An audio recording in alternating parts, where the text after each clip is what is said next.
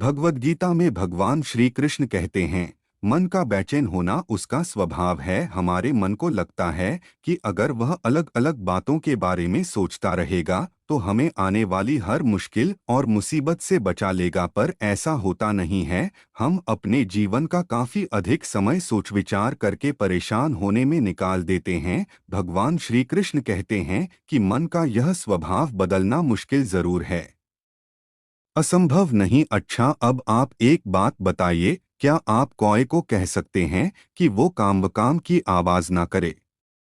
या फिर क्या आप किसी मेंढक को कह सकते हैं कि वह पानी देखते ही ऊंची छलांग ना मारे? हमारे मन का भी कुछ ऐसा ही है। जीवन में कुछ भी होता है, अच्छा या बुरा, हमारा मन उस पर काम करने लगता है। काम से मेरा मतलब है चिंता करना, व्याकुल होना। कोई बुरी बात होती भी नहीं है और मन परेशानी की ऊंची ऊंची लपटें लेने लगता है। कभी कभी तो मुझे ऐसा लगता है कि हम में से कई लोग सिर्फ परेशान होने के लिए जीते हैं।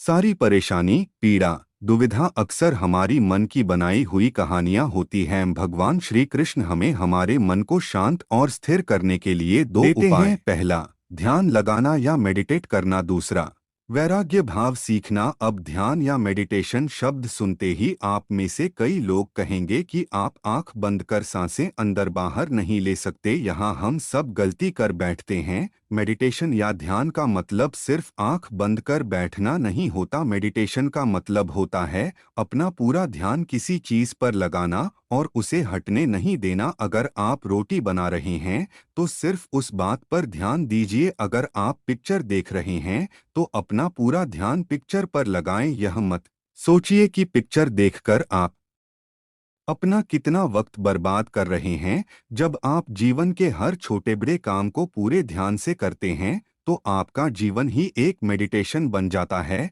ऐसे जीवन में शांति, स्थिरता, साहस और सफलता का होना अनिवार्य है। वैराग्य भाव। दूसरा उपाय, वैराग्य का अर्थ यह नहीं कि आप सब कुछ छोड़कर जंगल में जाकर बैठ जाएं। वैराग्य का सच्चा अर्थ है कि आप जो काम कर रहे हैं उसका क्या नतीजा या रिजल्ट निकलेगा उसकी चिंता ना करें। जैसे अगर आपने कोई इंटरव्यू दिया, आप यह कर सकते हैं कि पूरे मन से तैयारी करें और अपना बेस्ट देकर आ जाएं। वह नौकरी मिलना या ना मिलना आपके हाथ में नहीं है। इस नतीजे के पीछे अलग अलग चीजें हैं जो आपके बिल्कुल कंट्रोल में नहीं। तो जिस चीज के बारे में आप कुछ कर नहीं सकते उसके बारे में चिंता भी ना करें। यही वैराग्य का सच्चा मतलब होता है और यही है भगवान श्री कृष्ण का दूसरा उपाय। मन को चिंता की लपटों से बचाने का याद रखिए, आप पूरे के पूरे इंसान हैं। समझदारी, संयम और कुशलता से भरे इंसान। आपका मन जब भी कौए की तरह अलग अलग बातों पर आपको परेशान करने लगे तब अपने मन को भी प्यार से समझाइए और शांत कर लीजिए।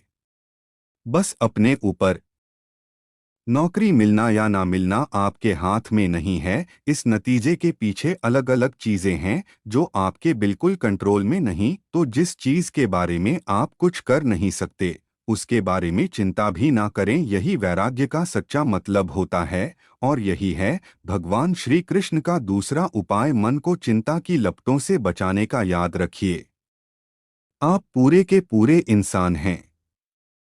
समझदारी, संयम और कुशलता से भरे इंसान।